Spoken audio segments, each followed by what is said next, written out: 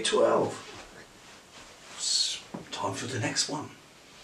Title there, nothing to do with rate of reaction. This is the thing about those Salters topics, they do jump about. It's got a bit about naming halogenoalkanes, so we'll do a little bit of naming halogenoalkanes. Now we have done quite a lot of dipping into the naming at various times in the previous months, but it's kind of just a bit of a recap. There will be, on the Show My Homework, some compounds to name and some names to draw the compounds of. Just going to remind you really about the naming. So, halogeno, fluorine, chlorine, bromine, iodine. Naming, alphabetical, and don't forget methyl M comes after all of those. So if there's a methyl, it comes after those in the name. Numbers get a comma between them.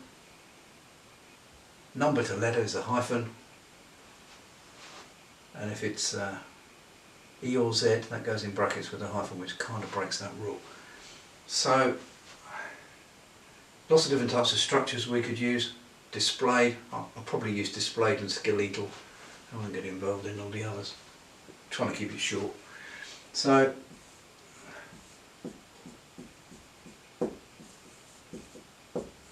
that's a displayed formula of very straightforward thing. You look at that, 2 carbons.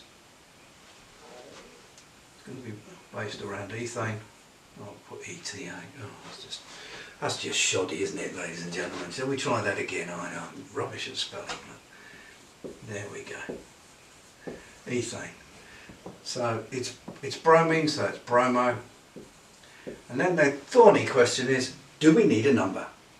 Well, you only need a number when there's a conflict between what happens if you move it. If you move the bromine to the other carbon, it's still on the end carbon, so there is no requirement for a number on something like that. However, if you had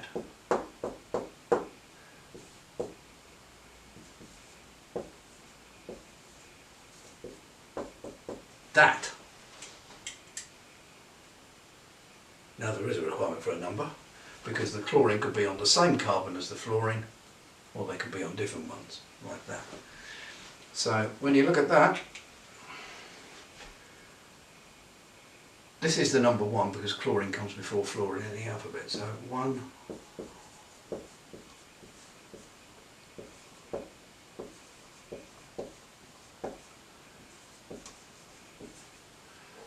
forward planning at its best. Look at that, I've run out of space.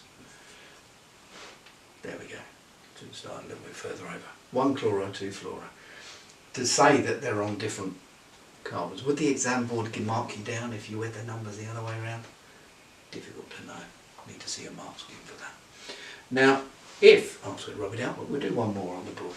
If we then go something slightly longer, we'll jump onto something like that. We'll put 2 F's on there, and let's have a methyl up there. I'll try not to do any tricksy longer side chains than the straight chain, because that kind of makes people do the wrong thing. So if you look at that, 2 fluoros and a methyl. But the first thing is, what's the long chain? 1, 2, 3, 4, 5, pent. It's got no double bond, so it's ANE at the end. And methyl is after fluoro in the alphabet, so 2, 2. When you've got 2 of the same, you have to use the di, the tri, the thing. Well, try if there's 3. I'm not going to fit this in, am I? Forward planning gone all awry. We'll put that on at the end. So 2,2 difluoro, 4 methyl pentane. Last of all, actually not last of all, 2 more things. That, cyclohexane. So if you put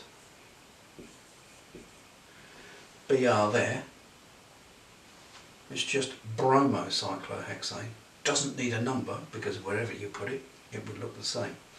As soon as you introduce the second thing, then you need a number. So that would then be 1 and 2. Bromo is in the 1 position because of bromine before iodine in the alphabet. So 1 bromo, 2 iodocyclohexane.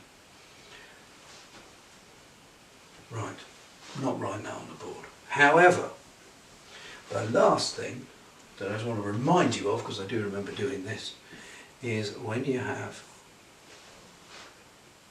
the double bond.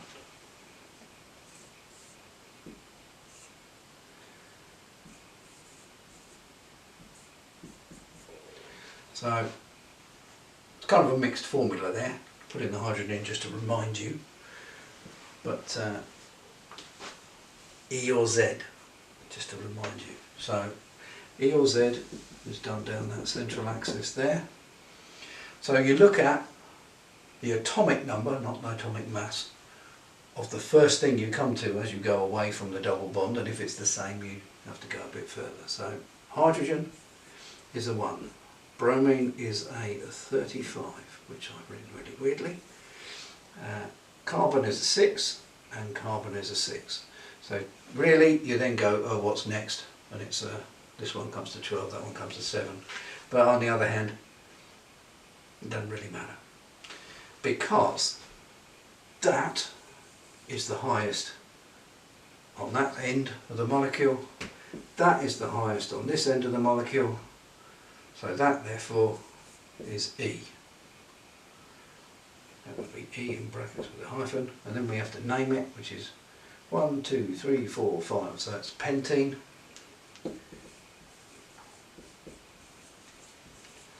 Oh, hang on, which pentene? Oh, we have to specify where the ene is in these names. So we have to then look, okay, 1, 2, so that's pent2ene. And then, because that takes priority over the bromine, but we won't get into all of that. And then go 1, so then we go, that's it. Ooh, that's 1, 2, 3. Sorry, I lost count there. 3 bromopent2ene with the E on the front. Badly set out. That's just a reminder.